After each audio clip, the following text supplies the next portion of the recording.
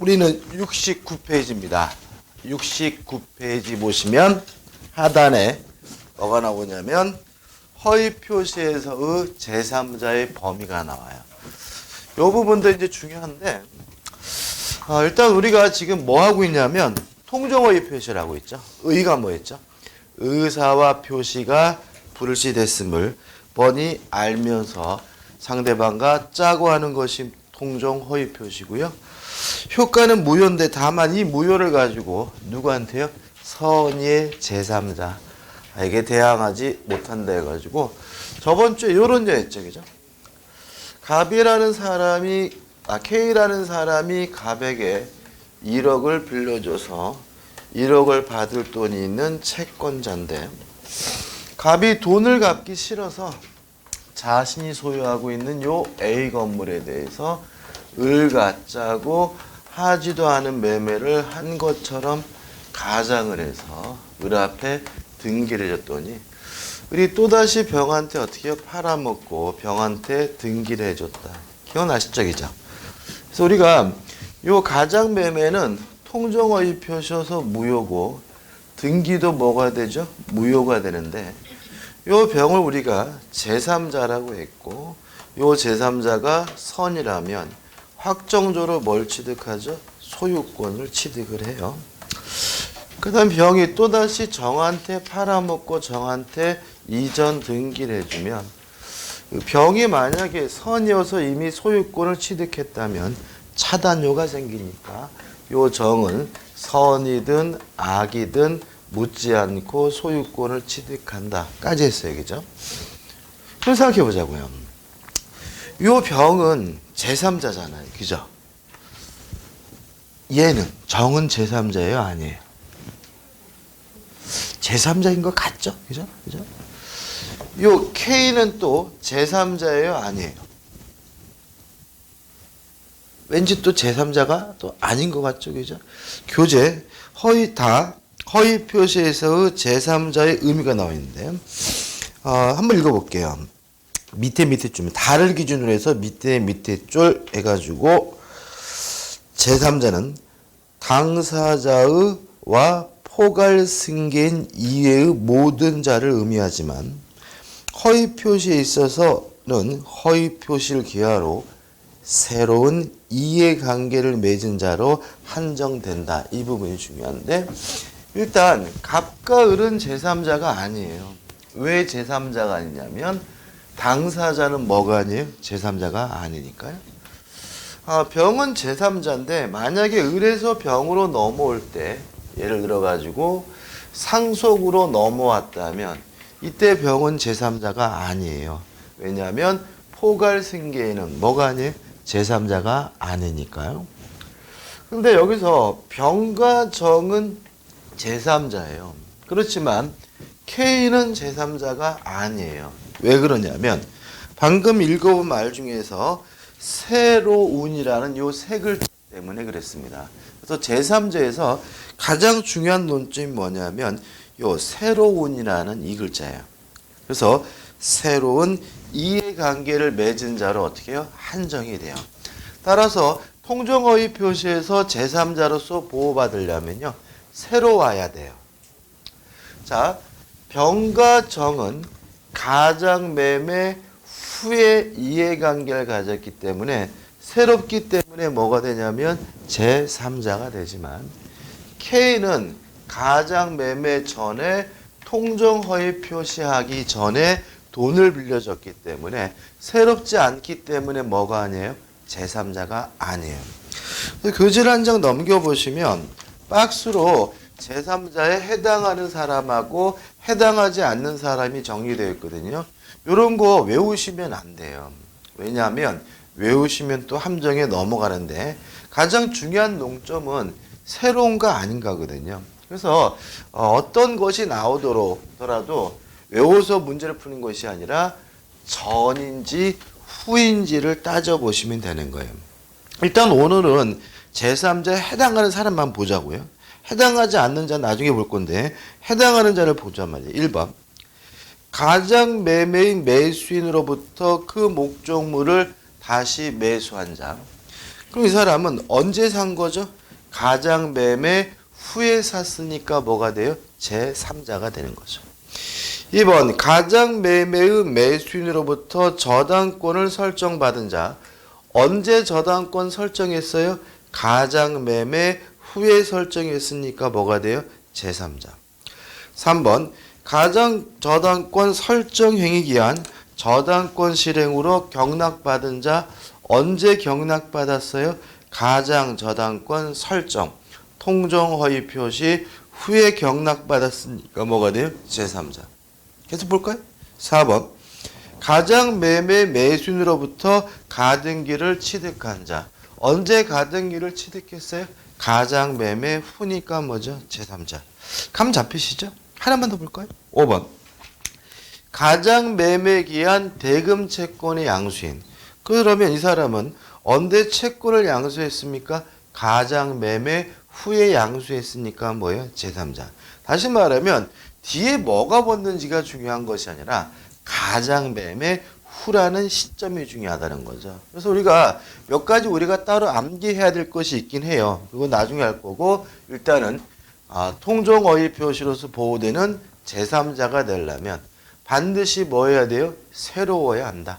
따라서 가장 매매 후에 이해관계를 가졌다면 새롭기 때문에 뭐가 돼요? 제3자가 되고요. 가장 매매 전에 이해관계를 가졌다면 새롭지 않기 때문에 뭐가 아닙니까? 제3자가 아니라는 거 꼭 기억해 두시기 바랍니다. 그 다음에 4번 허위 표시에 철회가 나오죠. 철회라는 말은 뭐냐면요. 효과가 발생하기 전에 효과 발생을 막는 것, 저지하는 것, 이걸 우리가 철회라고 합니다. 따라서 철회라는 것은 언제 할 수 있냐면 효과가 발생하기 전에만 할 수 있는 거예요. 그래서 보통 우리가 철회할 수 있느냐 없느냐를 물어보게 되면 우리는 효과가 발생했는지 안 했는지를 한번 생각해 보시면 되거든요. 자, 통정어휘 표시는 무효입니다. 효과가 발생하지 않은 거죠. 따라서 뭐 할 수 있는 거예요? 철회할 수가 있는 거예요. 그래서 앞으로도 우리가 철회할 수 있느냐 없느냐 물어보면 효과가 발생하지 않았으면 철회할 수가 있는 거고요. 이미 효과가 발생했으면 뭐 할 수 없어요? 처리할 수 없다. 기본적인 생각이고요. 잊지 마시기 바랍니다. 5번 적용 범위 특별한 것은 없습니다. 어서 오십시오. 전 또 안 온 줄 알았네.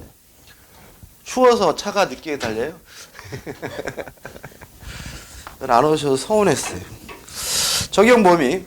자, 일단 진위 아닌 의사표시하고 똑같은데 다른 게 있어요. 뭐냐면 상대방 없는 단독행위에는 적용되지 않는다.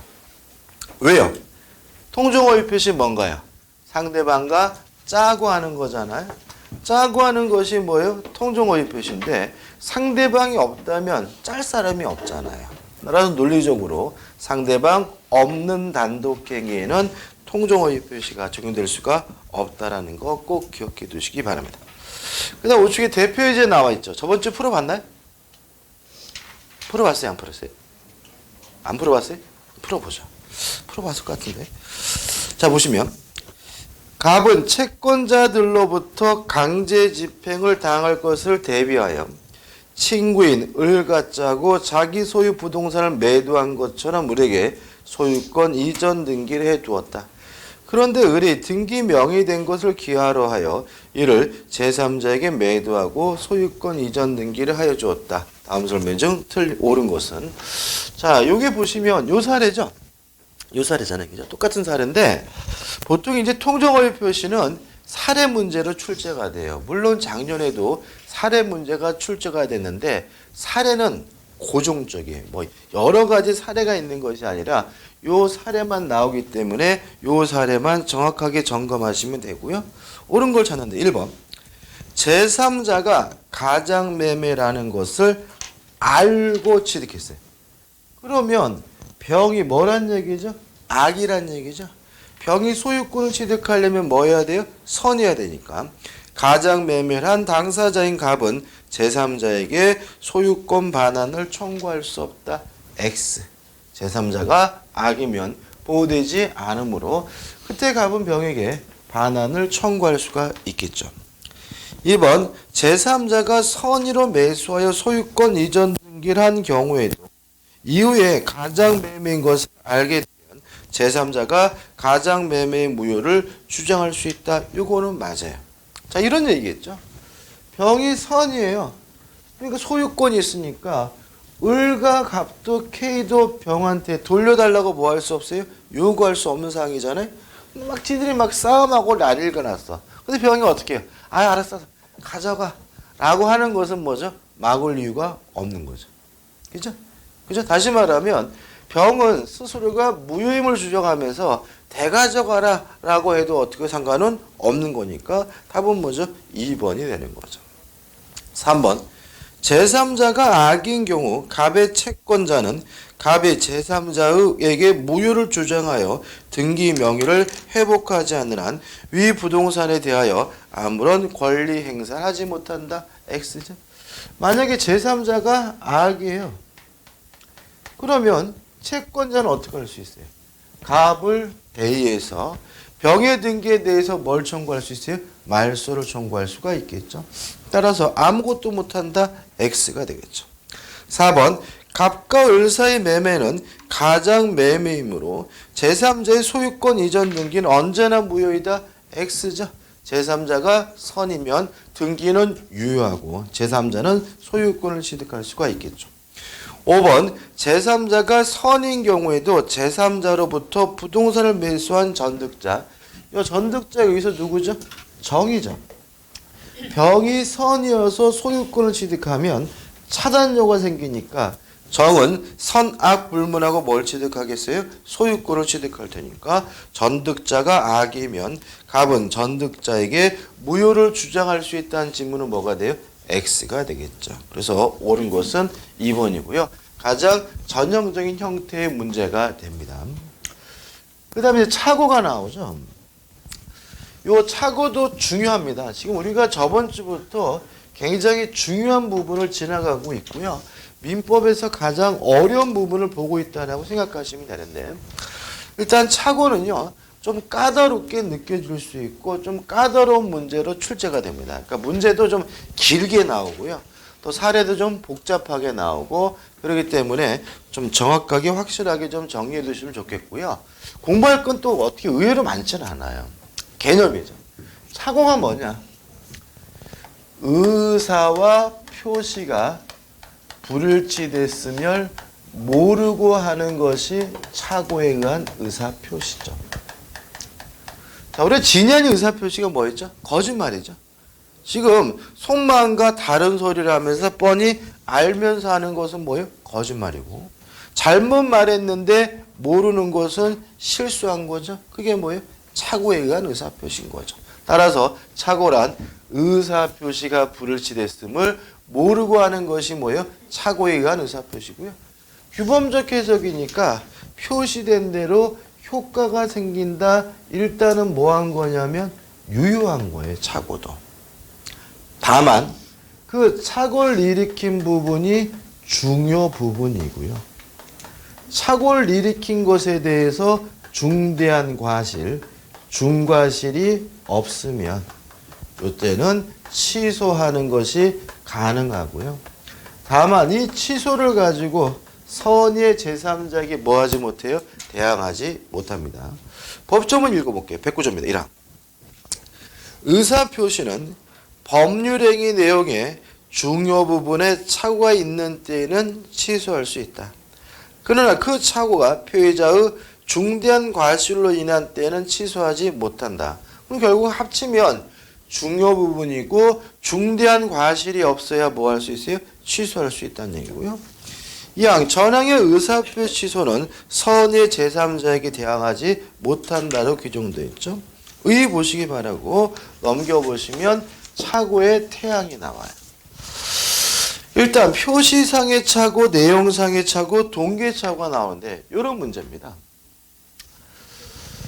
일정한 의사가 형성이 돼서 그 의사를 표시하려면 그 전제로서 일반적으로 뭐가 있게 되냐면 동기라는 게 있는 거죠. 다시 말하면 일정한 동기가 있고 그 동기에 의해서 의사가 형성되고 그 의사를 표시하고 이게 일반적이죠. 예를 들어 제가 전원주택을 짓겠다라는 동기를 가졌어요. 그래서 열심히 어찌게요? 땅을 막 보러 다녀 보니까 마음에 드는 땅이 생겼어요. 아, 개똥의 땅이 괜찮네. 개똥의 땅을 사야지. 뭐가 된 거죠? 의사가 형성된 거죠. 그래서 개똥이를 만나가지고 네 땅 나한테 팔아라. 그 의사를 뭐 하는 거죠? 표시하는 거죠. 이런 세 단계인데 만약에 형성된 동기가 잘못됐으면 그럼 우리가 뭐라 그러냐면 동기의 착오라고 하고요. 동기는 문제가 없는데 형성된 의사가 잘못됐으면 이걸 우리가 내용의 착오라고 하고요. 동기도 의사도 아무 문제 없는데 표시만 잘못되면 이걸 우리가 표시상의 착오라고 하는 거죠. 그래서 교재 보시면 뭐부터 나와요? 표시상의 착오부터. 생각해 보죠. 저의 의사는요. 예를 들어서 땅을 3천만 원에 팔겠다라는 의사를 가지고 있었어요. 근데 말하는 과정에 급하게 얘기하다 보니까 헛소리를 했어요. 3천 원에 팔겠다라고 얘기를 했다면 뭐가 잘못된 거죠? 표시가 잘못된 거고요. 잘못 말한 것을 우리가 뭐라 하냐면 오담이라고 하죠. 제가요 3천만 원에 팔겠다라고 쓰고 싶었어요. 근데 제가 급하게 쓰다 보니까 뭐라고 썼어요? 3천 원에 팔겠다라고 잘못 썼다면 뭐가 잘못된 거죠? 표시가 잘못된 거니까 이렇게 표시상의 착오고 잘못 적는 것을 우리가 뭐죠? 오기라고 하는 거죠. 그래서 잘못 말하거나 잘못 적는 것처럼 뭐만 잘못됐어요? 표시만 잘못됐다면 이걸 우리가 표시상의 착오라고 하는 거죠. 그 다음에 2번 내용상의 착오입니다. 조심할 게 뭐냐면 요렇게 적으려다가 요렇게 적었다. 그러면 그건 뭐예요? 표시상의 착오예요. 그럼 내용상의 착오는 뭐냐면 표시는 정확히 됐는데 그 의사, 그 의미가 상대방에게 잘못 전달되고 있으면 이걸 우리가 뭐라 그래요? 내용상의 착오라고 하는 거죠. 다시 한번요. 표시는 정확히 됐는데 그 의미가 상대방에게 잘못 전달되고 있으면 우리가 이런 뭐죠? 내용상의 착오라고 하는 거죠. 뭐 예를 들면 제가 제 친구한테 이렇게 얘기했어요. 야 인간아 잘 먹고 잘 사는 자식아 그랬더니 고마워 그런단 말이죠. 이게 내용상의 착오예요. 왜냐하면 제가 정확하게 지금 뭐라 그랬어요? 잘 먹고 잘 살라 그랬죠? 근데 저의 의사는 뭐였어요? 진짜 그런 건가요? 나가 뒤지라는 뜻이잖아요. 그런데도 불구하고 어떻게 해요? 고마워라고 받아들였다면 진짜 이 친구는 뭐예요? 잘 먹고 잘 살라는 줄은 아는 거잖아요. 따라서 이게 뭐예요? 의미가 다르게 전달된 거죠. 이게 뭐예요? 내용상의 착오. 과거에요. 그 이명박 정권 때 이런 일이 있었어요. 그 이건희 회장님 지금 누워 계시죠, 그죠? 이건희 그런 거 보면 참 보면 돈 많다고 오래 사는 건 아닌 것 같아요. 저는 그 참 신기한 게 어제 뉴스 보니까 우리나라에서 가장 장수하는 도시 어딘지 나왔더라고요. 보셨어요? 그러니까 우리나라에서 가장 100세 이상 노인이 많이 살고 장수하는 도시가 어딜 것 같아요? 의정부더라고, 의정부. 진짜 뜬금없지 않아요? 뭐 의정부가 뭐 공기가 뭐 굉장히 좋은 도시도 아니고 또 의정부라는 도시가 무슨 뭐 굉장히 뭐 의료시설이 뭐 굉장히 좋은 도시도 않고 뭐 전혀 아무 특색이 없는데 그 의정부라는 도시가 우리나라에서 뭐죠? 가장 장수 도시래요. 의정부 이사 갈까 생각 중인데 보면은 그게 그러니까 사람의 수명이라는 게 뭐 우리가 흔히 알고 있는 뭐 공기 좋은 데 살면 오래 살고 계죠? 또 아니면 뭐 돈이 많아가지고 맨날 좋은 거만 먹고 맨날 치료받고 그래서 어떻게 오래 살고 그런 건 아닌 것 같아요. 그죠? 왜 의정부가 우리나라 가장 장수 도시인지 모르겠어요. 아무튼 이건 회장님 이명박 정권 때인데 이 양반이 외국에 갔다 오는데 기자가 돌발적 질문했어요. 이명박 정권의 경제 정책에 대해서는 어떻게 생각합니까? 그래서 이건 회장이 그러면 말 잘 안 하시잖아요. 낙제점은 아니다라고 답변을 내요. 그래서 그게 뭐죠? 다음날 신문에 이명박 경제정책 낙제점 아니다라고 이렇게 났거든요. 그것들이 청와대에서 어떻게 발끈했어요. 낙제점이 아니라는 얘기는 더럽게 못했다는 얘기인데 건방지다. 뭐 기업 경영하는 사람이 대통령한테 그런 식의 말씀을 해가지고 막 청와대 대변이 나와가지고 막 이렇게 막 기자회견도 하고 막 그랬거든요. 그러니까 이제 한 일주일 지나가지고요. 삼성그룹에서 이제 뭐라고 발표했냐면 이렇게 발표했어요. 이건희 회장님의 특이한 표현 방식인데 낙제점이 아니라는 얘기는 더럽게 못했다는 말이 아니라 참 잘했다는 뜻입니다. 이렇게 청와대 측에서 뭐죠? 기자회견을 하게 됩니다. 저거 보면서 굉장히 웃었는데 이게 뭐예요? 내용이 차온 거예요. 자, 왜냐하면 이건희 회장님은 낙제점이 아니다라고 얘기했는데 그 의미가 뭐라 그랬다고요? 참 잘했어요라는 뜻인데 이명박 대통령 어떻게 받아들였어요? 더럽게 못했다라고 받아들였으니까 이게 뭐가 돼요? 내용이 차온 거예요. 다시 한번요. 내용이 차거나 표시는 정확히 됐지만 그 의미가 상대방에게 다르게 상이하게 전달되고 있는 걸 우리가 뭐죠? 내용이 착오라고 하고요. 교재에 나와 있는 얘는 요거죠. 갑이라는 사람이 을한테 정확하게 100달러에 팔겠다라고 적었어요. 정확하게. 그러면 을의 입장에서는 당연히 뭐로 받아들이겠어요? 미국 달러로 100달러로 받아들이겠죠? 근데 집단에는 뭐 홍콩 달러로 얘기한 거라면 정확하게 그것이 표시됐다 하더라도 그 의미가 상대방에게 다르게 전달되고 있는 거죠. 이런 걸 우리가 뭐라 그래요? 내용의 착오라고 하는 거죠. 그 다음에 3. 동계착오가 나와요. 자, 근데 이걸 지워버릴 거예요. 이거를. 왜 그러냐면 별로 중요하지 않아. 중요하지 않아. 뭐 표시상의 착오나 내용의 착오는 개념만 아시면 되는 거고요. 이것이 시험 문제에 나올 건 아니야. 왜냐하면 우리 판례 99.9%는 다 뭐냐면 동계착오고요. 또 시험 문제도 뭐가 나오냐면 동계착오가 나오는 거죠. 그럼 여러분들이 기억할 것은 뭐냐 여기서 두 가지예요. 착오에 의한 의사표시의 개념에서 첫 번째 기억할 것은 저번 주에 했던 거예요. 규범적 해석을 전제로 한다. 다시 말하면 자연적 해석을 하는 경우에는 어떠한 경우에도 뭐가 발생하지 않습니까? 착오 문제가 발생하지 않는다. 무슨 해석을 해야지만요? 규범적 해석을 해야지만 착오 문제가 발생한다는 거 기억해 두셔야 되고요. 그 다음 두 번째 기억할 것이 뭐예요? 동계착오인 거죠. 자, 생각해보자. 제가요, 땅을 샀어요. 왜 땅을 샀냐면 땅값이 오를 줄 알고요. 근데 땅이 한 푼도 안 올라. 땅 사게 된 뭐의 착오에? 동계착오인 거죠. 그죠? 제가 아까 전원주택 말씀드린 제가 한 5, 6년 전에 전원주택을 짓겠다라는 또 피리를 또 제가 박힌 적이 있었어요. 그래가지고 제가 이제 지방도 강의를 하니까 가는 때마다 땅은 좀 좋은 데 있으면 좀 소개 좀 시켜달라고 우리 저한테 이제 수업 들으시면 부탁을 했어요. 그래가지고 이제 한 달에 한 두세 번씩 땅을 보러 가는데 제가 이제 요구사항이 그거였어요. 뭐 경치가 끝내주게 좋고 막 이런 거는 기대하지 않고 일단 남향이 있으면 좋겠다. 남향. 왜요? 햇볕이 좀 잘 들었으면 좋겠고 그죠? 그 다음에 너무 급하진 않지만 야트막한 언덕이었으면 좋겠다. 왜냐하면 시야가 뭐죠? 좋아야 되니까 그죠? 그래서 요 두 가지를 요구했어요. 그죠? 남향이고 좀 야트막이 언덕이 있는 땅이면 제가 살 테니까 안내해 주세요. 해가지고 가니까 환장하겠어요. 가는 곳마다 다 뭐가 있냐면 무덤이 있는 거예요. 제가 지금 말한 요구사항 남향이고 야트막한 언덕이 뭐에 있지? 무덤이 있지잖아요.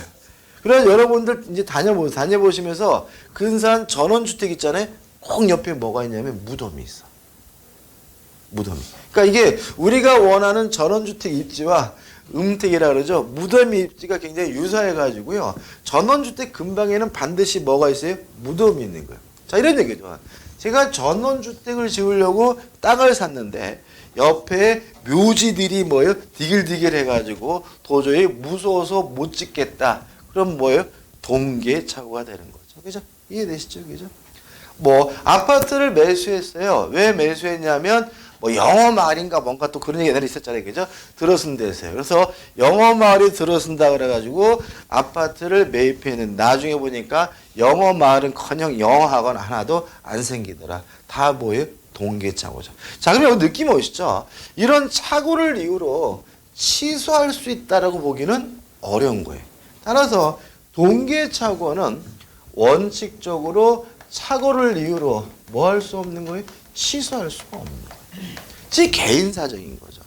그러면 항상 취소를 못하느냐? 이 문제에 대해서 우리 판례는 그 동기가 표시가 되든지 아니면 상대방으로부터 유발된 경우에만 동기의 착오를 이유로 취소가 가능하다는 것이 우리 판례의 입장인 거죠. 따라서 별말 없이 이 땅을 샀다면 착오를 이유로 뭐 할 수 없는 거예요? 취소할 수 없는 거죠. 근데 만약에 전원주택을 지으려고 제가 땅을 사는 겁니다. 라고 동기가 뭐가 됐어요? 표시가 됐다면 그때는 착오를 이유로 뭐 할 수 있는 거예요? 취소할 수 있는 거예요. 그 다음에 또 제가 별말 없었는데 전원주택지로 최고입니다. 상대방이 저를 꼬시길래 아 전원주택 한번 접어야 되겠구나라는 동기가 생겼다면 유발된 동기착오라면 뭐 할 수 있는 거죠? 취소할 수 있는 거죠. 그래서 여러분이 여기서 기억할 것은 이거죠. 동기착오는 원칙적으로 뭐 할 수 없어요? 취소할 수가 없지만 그 동기가 표시가 되든지 아니면 상대방으로부터 유발된 경우에는 예외적으로 뭐 할 수 있어요? 취소할 수 있다 이거예요. 교재 보시면 의가 나와 있고 학설과 판례가 나와 있는데 우리는 뭐만 기억하시면 돼요? 판례만.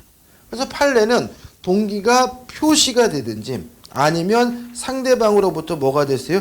유발된 경우에만 착오를 이유로 취소할 수 있다는 입장이고요.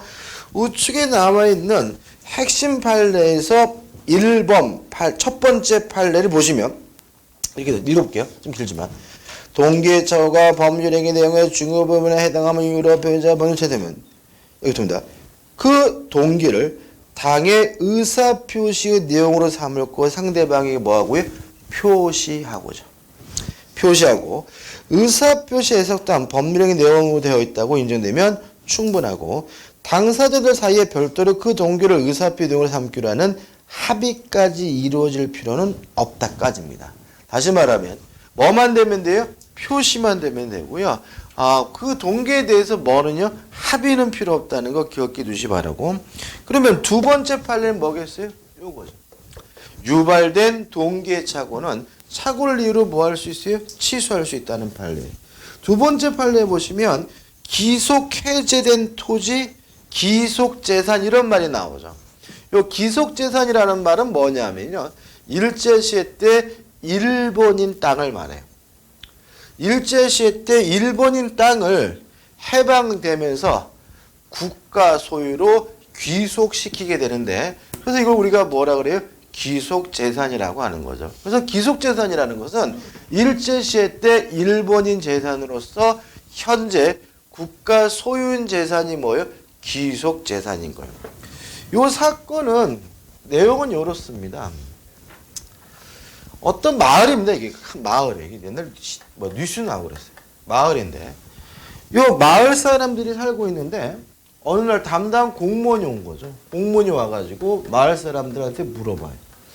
당신들 뭔데 여기 살아요? 그랬더니 이 양반들이 우리도 잘 모르겠는데요. 이 땅이 뭐 일제시대 때 뭐 와르바시 산거래나 뭐 스매끼리 산거래나 뭐 그런데요. 뭐 이런 식으로 얘기한 거예요. 그러니까 이 사람이 뭐라 그러냐면 일제시대 때 만약에 일본인 소유라면 이 부동산은 현재 국가 소유이기 때문에 당신네들은 국유재산을 무단으로 점거하고 있으니까 내가 당신들한테 과태료 등 처벌을 할 수 있다라고 얘기를 하게 돼.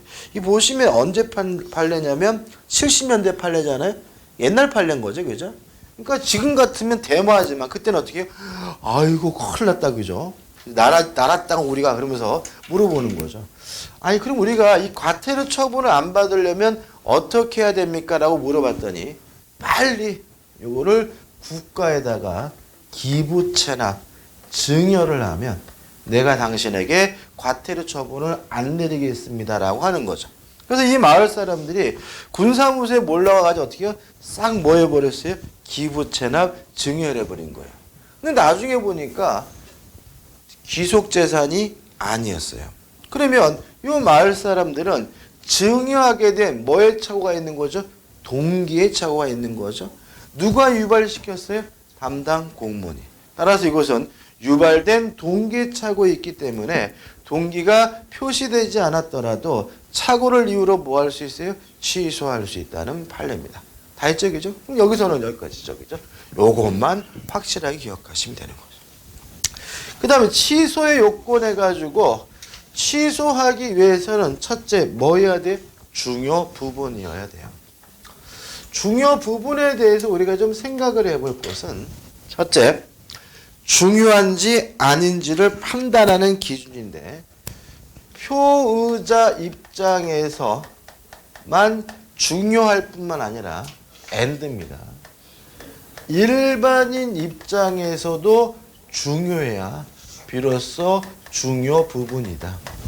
다시 말하면 주관적으로 중요할 뿐만 아니라 어떻게 해야 돼요? 객관적으로도 중요해야 비로소 뭐가 돼요? 중요 부분이라는 것이 우리 판례 입장이라는 거 기억해 두시기 바라고요. 넘겨보시면 핵심 판례 나와 있고요. 그 다음에 핵심 판례는 뭐죠? 요 지금 방금 말씀드린 거예요. 그 다음에 사람 물건에서 쭉 나열해 놨는데 이걸 제가 전에는 이제 표로 이렇게 정리해드리고 그랬어요. 근데 그래도 문제를 못 푸시더라고요. 그러니까 많이 한다고 많이 푸시는, 잘 푸시는 건 아닌 것 같아요. 그래서 핵심적인 것만 기억하자고요. 두 번째입니다.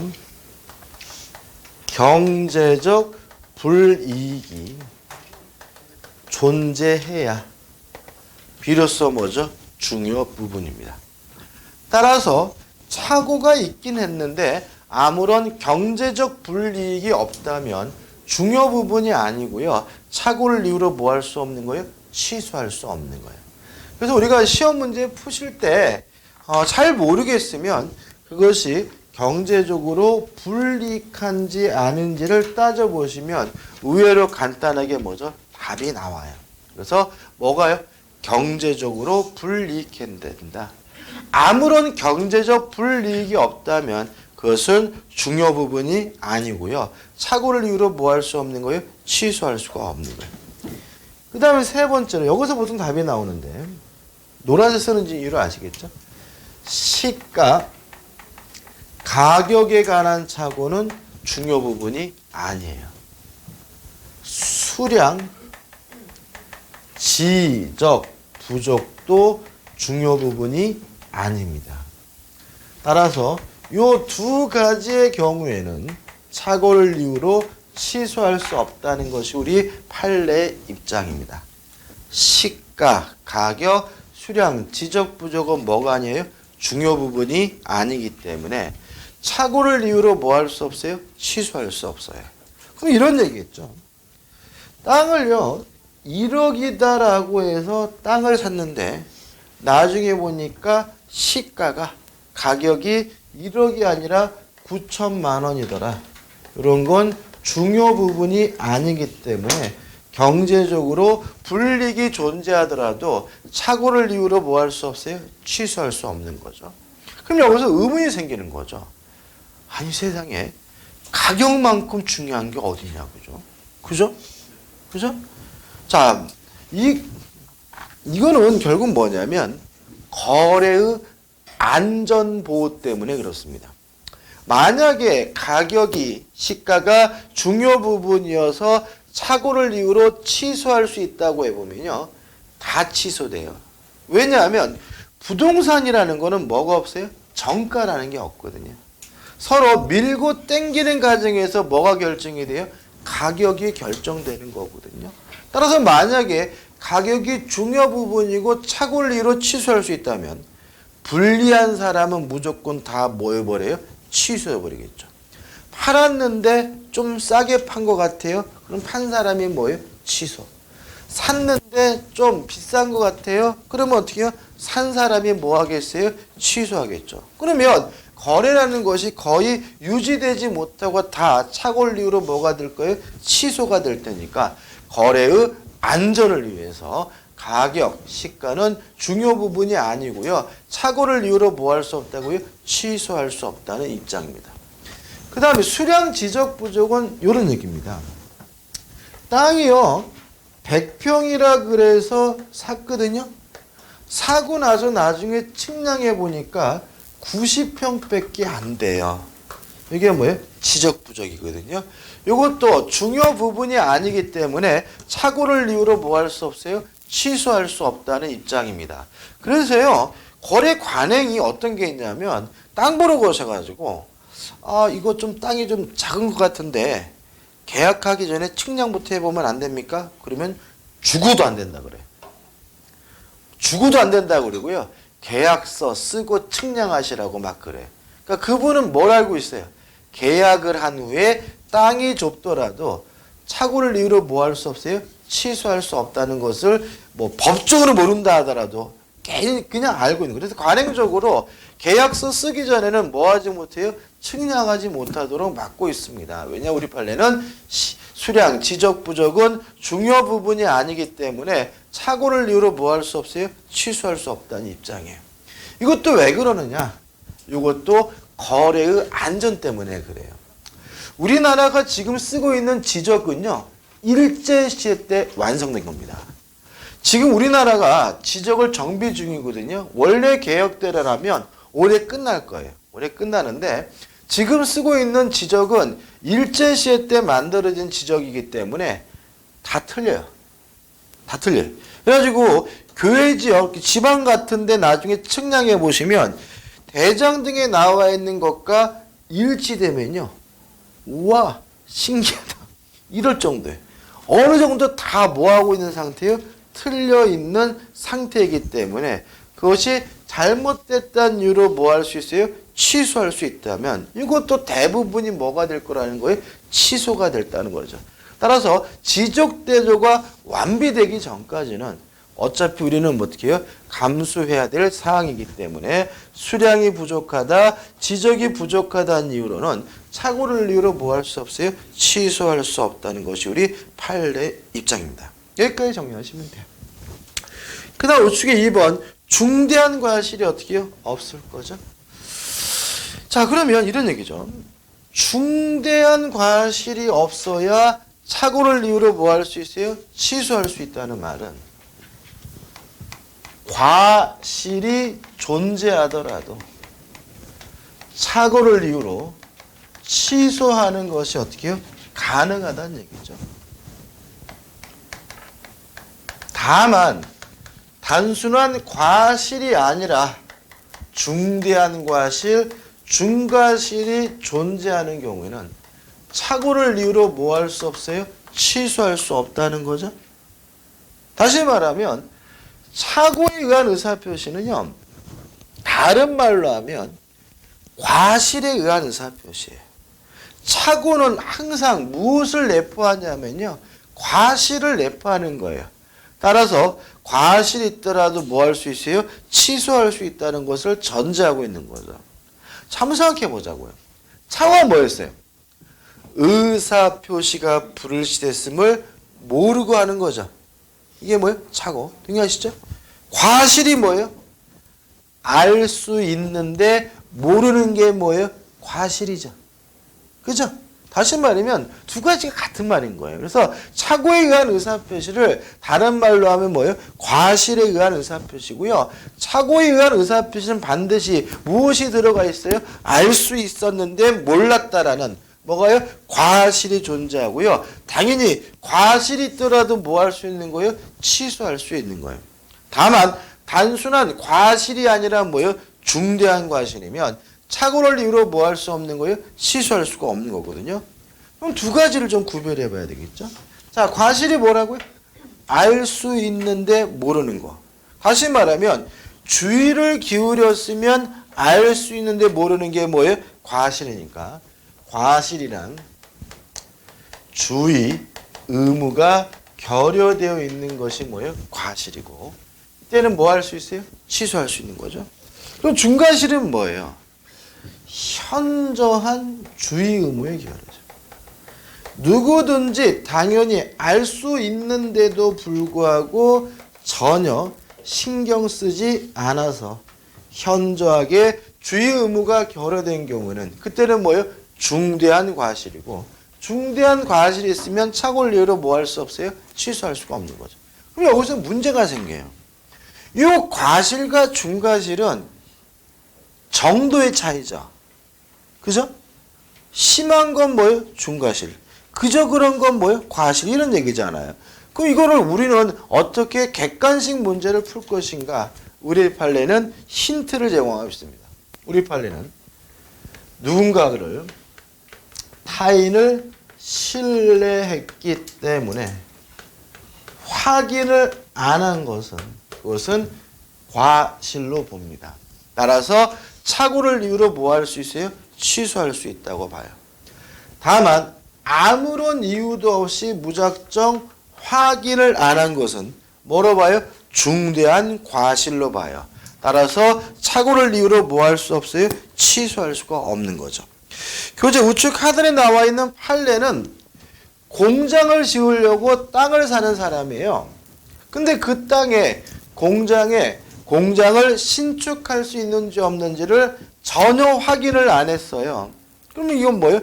중대한 과실이니까 착오를 이유로 뭐 할 수 없는 거예요? 취소할 수가 없는 거죠. 근데 이거를 공장은 중과실 이렇게 하면 안 되는 거예요. 왜냐하면 이 판례는 그렇지만 내용이 바뀔 수가 있는 거죠. 만약에 매도인 측에서 공장을 지을 수 있다라고 하길래 믿고 확인을 안 했다면 그때는 뭐가 돼요? 과실이기 때문에 착오를 이유로 뭐 할 수 있는 거예요? 취소할 수 있는 거예요. 또 교재는 없지만 대표적인 판례가 고려 청자를 샀어요. 근데 만약에 고려 청자를 구입하면서 아무런 이유도 없이 진품인지 아닌지를 확인 안 했다면 그것은 뭐예요? 중과실이니까 착오를 이유로 뭐 할 수 없겠어요? 취소할 수 없겠죠? 근데 만약에 이 사람이 소개한 사람을 믿었기 때문에 소개한 사람이 진품이라고 하길래 확인을 안 했다면 그것은 뭐예요? 과실이기 때문에 착오를 이유로 뭐 할 수 있는 거죠? 취소할 수 있는 거죠. 이번에 또 옥천인가 거기서 그림 경매했죠. 그죠? 그림 경매가 됐는데 또 그게 뭐예요? 위작 시비가 있는 거죠. 그죠? 그죠? 그런 것도 만약에 동계 착오라고 볼 수 있거든요. 그죠? 진품인 줄 알고 샀는데 진품이 아니다. 그림을 구입하게 된 뭐예요? 동계의 착오가 있는 거잖아요. 근데 지금 옥천 측에서 진품이라고 하면서 경매를 했잖아요. 그럼 그분은 왜 그걸 산 거예요? 옥션을 어떻게 해요? 믿었기 때문에 경매를 하고 낙찰받은 것이니까 만약에 그것이 가짜라는 사실이 밝혀진다면 명백히 착오를 이유로 뭐 할 수 있는 거예요? 취소할 수 있는 거죠. 다시 한번요. 누군가를 믿어서 신뢰해서 확인 안 한 것은 뭐가 됩니까? 과실이기 때문에 착오를 이유로 뭐 할 수 있어요? 취소할 수가 있는 거죠. 효과, 원칙, 취소할 수가 있습니다.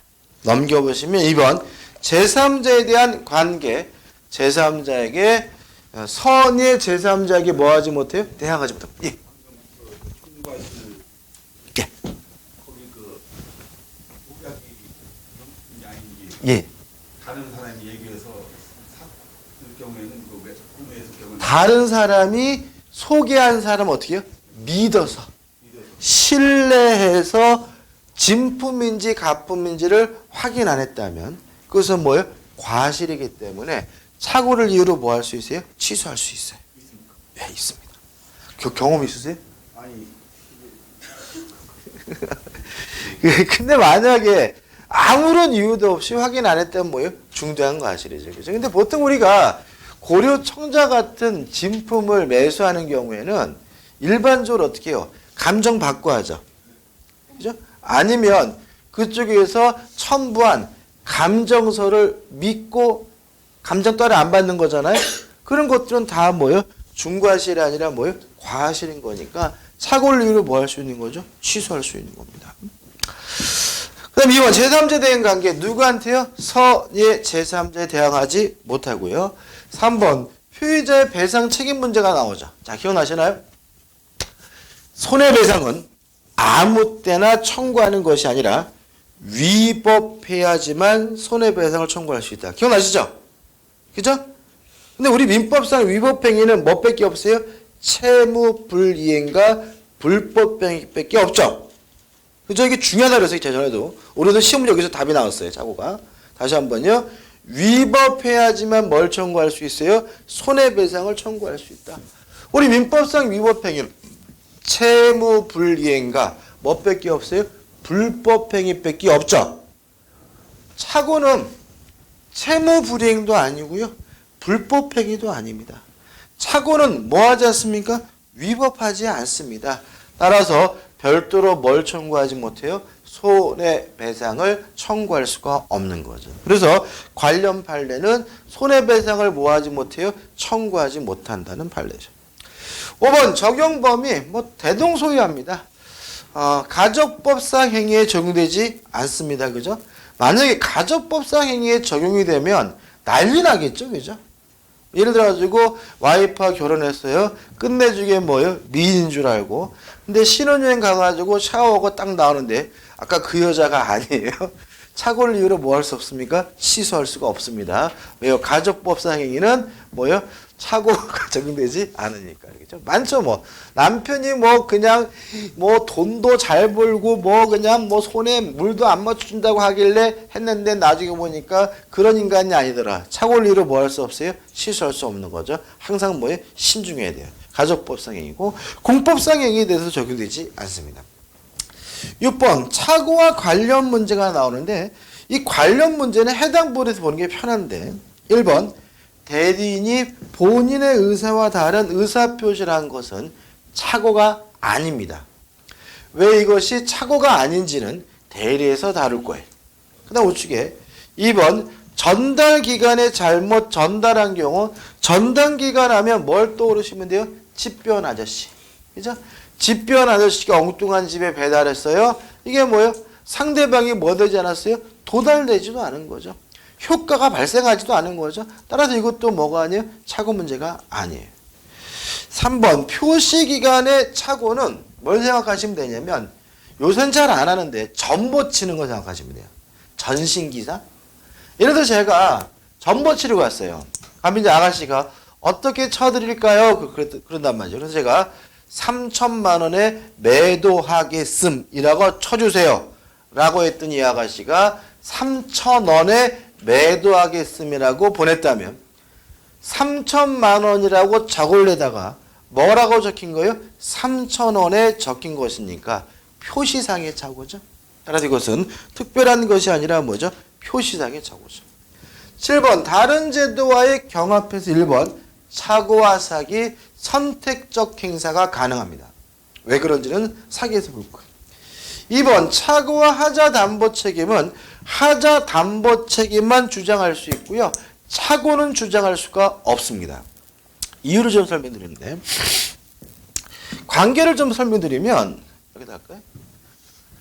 착오가 더 큰 개념이고 착오의 특수한 형태가 뭐냐면 담보 책임이에요. 다시 말하면 담보 책임이라는 것은 특별한 것이 아니라 뭐의 일종이에요? 착오의 일종인 거죠. 그러면 담보 책임이라면 무조건 뭐예요? 착오이기도 한데 만약에 담보 책임인 경우에 착오를 이유로 취소할 수 있다고 한다면 담보 책임에 관한 민법 규정이 존재의 의의가 없거든요. 그래서 우리는 담보 책임만 주장할 수 있고요. 착오를 이유로는 취소할 수가 없다라는 게 뭐죠? 판례의 입장입니다. 다시 한번요. 담보 책임은 착오의 뭐라고요? 특수한 형태이다. 따라서 담보 책임이 무조건 뭐요? 착오이기도 한데 그때는 착오를 이유로는 뭐 할 수 없어요? 취소할 수 없고 뒤에서 배울 담보 책임만 주장할 수가 있는 거예요. 뭔 말인가 싶죠? 한번 생각해 보자고요. 을이 갑으로부터 자전거를 샀어요. 근데 자전거를 구입했는데 브레이크가 제대로 안 들어요. 그러면 매매 목적물에 뭐가 있는 거죠? 하자가 있는 거죠. 그래서 매수인은 매도인 갑에게 뭘 물을 수 있어요? 담보 책임을 물을 수가 있는 거고요. 이건 우리가 어디서 배우겠어요? 매매에서 배우겠죠. 그죠? 근데 이게요. 뭐이기도 하냐면 착오이기도 해요.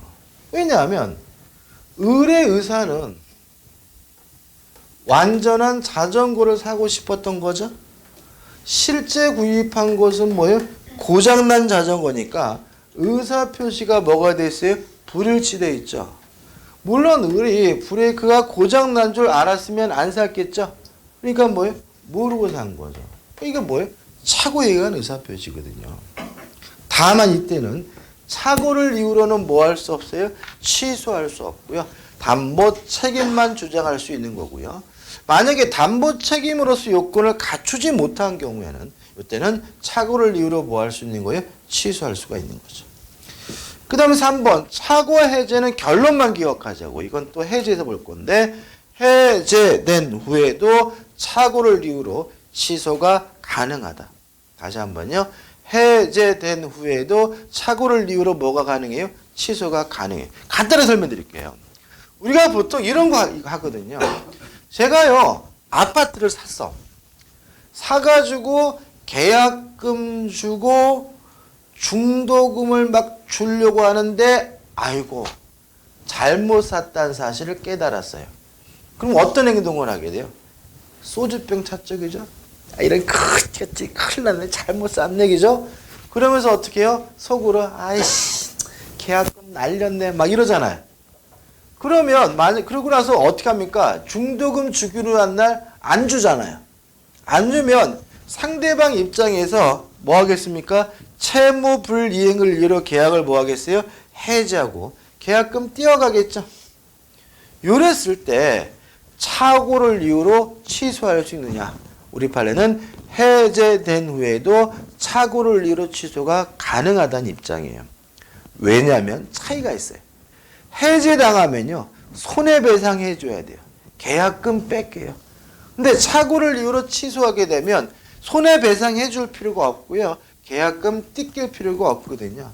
그래서 만약에 해제당하더라도 그것이 중요 부분이고 중대한 과실을 모함으로써요. 입증함으로써 별도로 또다시 취소가 가능하다는 게 우리 판례 입장이고요. 실무적으로 중요한 논점이니까 좀 기억해 두실 필요가 있죠. 그 다음 4번 착오와 법률행 해석 수문불합이야 무효에서 복잡하게 나와 있는데 요거죠. 저번 주에 겁니다. 규범적 해석을 해야지만 착오 문제가 발생한다.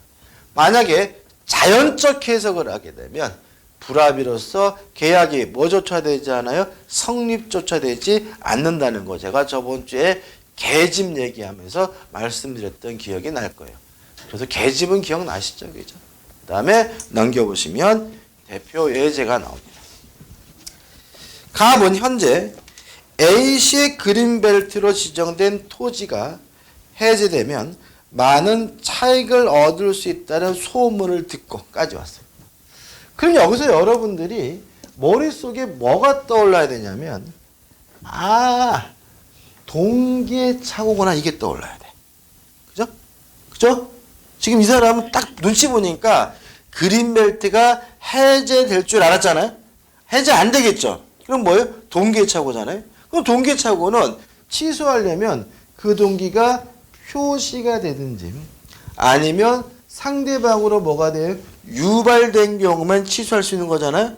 그러면 문제 읽으면서 동기의 착오구나 라고 딱 떠오르면 이제 어떻게 해요? 문제를 어떻게 해요? 표시됐는지 유발됐는지를 찾는 마음으로 문제를 읽어야 돼. 아무 생각 없이 문제를 읽으면은 뭘 물어보는지도 않고 어떻게 해요? 틀리게 되는 거예요. 자, 우리는 동기차보다 그러니까 그 동기가 뭐예요? 표시가 됐는지 아니면 유발됐는지를 뭐예요? 찾는 마음으로 읽자, 그죠? 보자고요. 그러한 사실을 내색하지 않은 채 표시가 안 됐네요. 유발됐다는 말도 없죠. 따라서 내색하지 않은 채란 말 속에서 동기착오를 이유로는 뭐 할 수 없는 거예요? 취소할 수 없다는 게 나와야죠. 그 다음에 A씨의 그린벨트 내의 토지를 소유한 을과 교섭하여 시세보다 10% 비싼 가격으로 매입했어요. 아, 좀 비싸게 샀네요. 이게 뭐예요? 지원해. 가격의 착오죠. 가격에 관한 착오는 뭐가 아니라고요? 중요 부분이 아니기 때문에 착오를 이유로 뭐 할 수 없어요? 취소할 수 없는 거죠. 그 다음에 다시 말하면 비싸다는 이유로는 뭐 할 수 없어요? 취소할 수 없는 거죠. 그러나 매수한 토지가 그린벨트 해제 대상에서 제외된 경우 다음 설명 중 가장 타당한 것은 문제가 두 가지인 거예요. 해제될 줄 알았는데 해제가 안 됐다. 취소할 수 없죠. 왜요? 내색하지 않았으니까. 10% 비싼 가격으로 샀다. 취소할 수 없죠. 왜요? 가격에 관한 착오는 뭐가 아니에요? 중요 부분이 아니니까. 따라서 답은 뭐가 되냐면 4번. 갑은 매매계약의 착오를 이유로 뭐 할 수 없어요? 취소할 수 없다. 이게 답인 거예요. 근데 문제 풀 때 이게 또 기출 문제인데 내색하지 않은 채라는 요 말을 발견을 못 하신 분은 난 이 4번은 못 찾아. 이 4번을. 왜요? 왠지 4번 답이 아닌 것 같거든. 막 그러니까 다른 지문을 놓고 막 상상력을 발휘해가지고 고민에다가 뭐 하는 거예요? 틀리는 거예요. 문제 풀 때 뭐 하셔야 돼요? 조심해야 될 부분인 거죠. 여기까지 하고요. 좀 쉬었다가 하자 있는 의사표시를 보도록 하겠습니다.